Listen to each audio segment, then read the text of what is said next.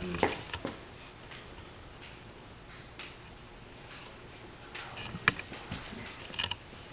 did we already start it? Mm-hmm.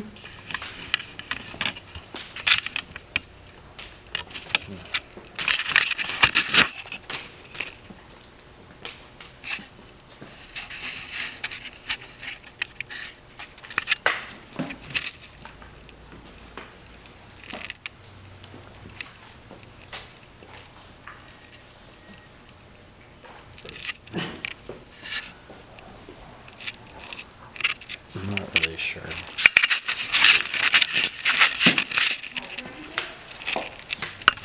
Just talk Yeah. and do. So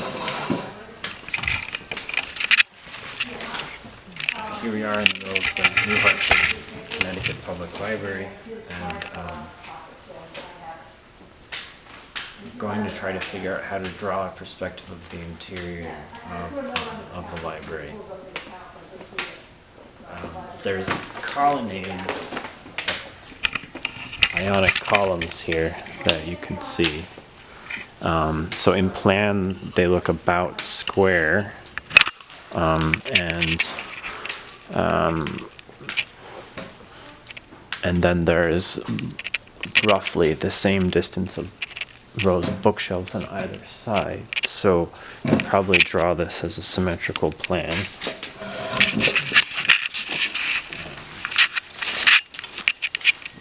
So first we draw a plan like this. Be a square, roughly a square space in the middle. Actually, it's more rectangular, so let's say like this. And call each set of stacks more of a square space, actually. And then spaced along thirds, roughly thirds in the center corridor here. This side, there's room here, and then the information desk. Everything is over there. So roughly at thirds in this space is where these ionic columns are. Take a look at the capital.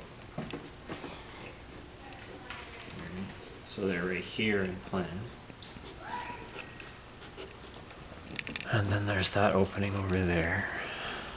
To the room to that way.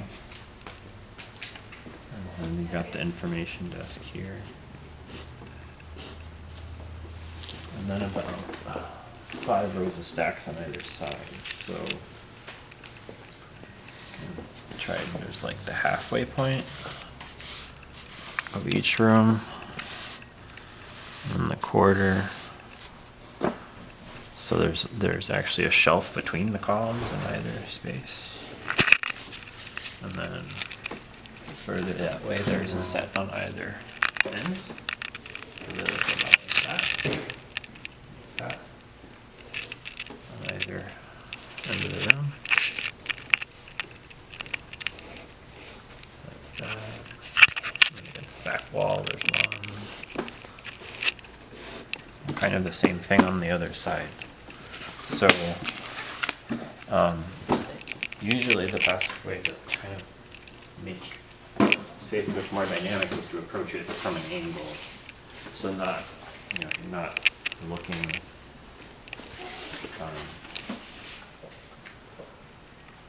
at it straight on. Add some interest, kind of like a 3/4 view of a shoe as opposed to like just the side of it or something. So first I'll draw. Okay,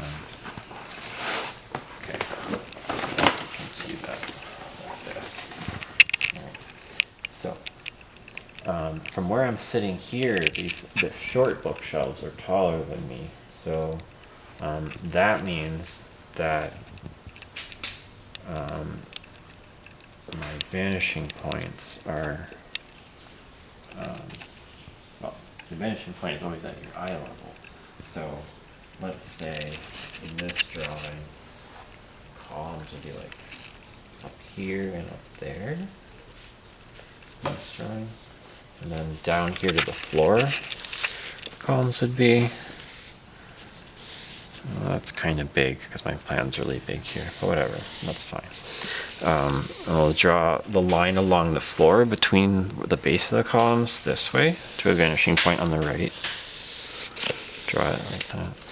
Then it's gonna be, you're not gonna actually, that point where the top of the ceiling and the floor converge is not gonna be in the drawing. It's gonna be way off to the right here, an imaginary space if the paper was bigger.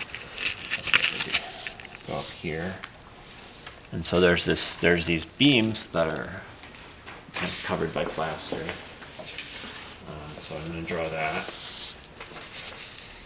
converging that way. And then down to the floor. So we got this column here. And the capitals up there following this same line of convergence at the bottom of the beam. So there's like the ionic column capital with the scrolls there, and that one actually, the column capital also, this is later, but let's see, this is going down that way. That's actually the top of the column capital, as well as the lines on the floor from all these tiles. They're all converging that way to our left vanishing point, which we'll say is about there,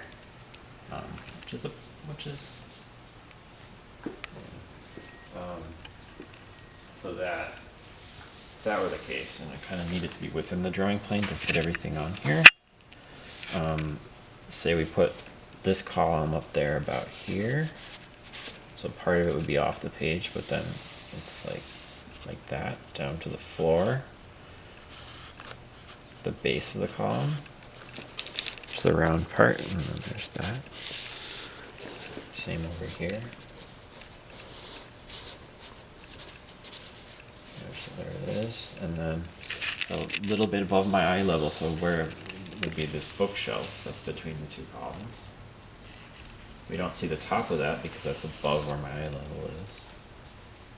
And then this gets divided into 3 shelves between the floor and the top. Yep, so that's like, there's the bookshelf. And this right here, slightly different perspective from where I'm actually sitting. This would be the bookshelf, side of the bookshelf, converging off to that vanishing point there. And this is divided into thirds, this shelf.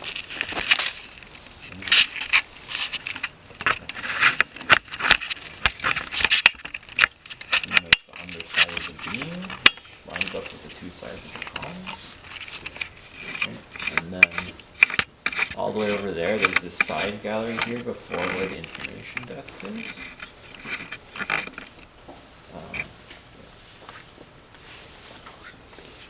And that column will be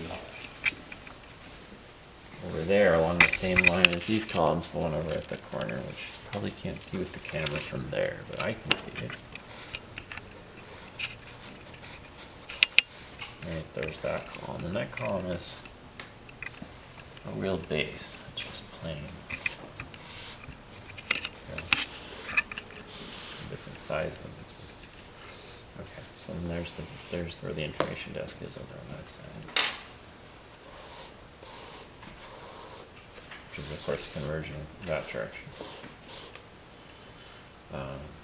Okay. And then so further in the depths of that space, we're saying this is sort of like a rectangle in plan. It's oblong and long, and then the next space is like a square. So if we look further, we have this next set of columns.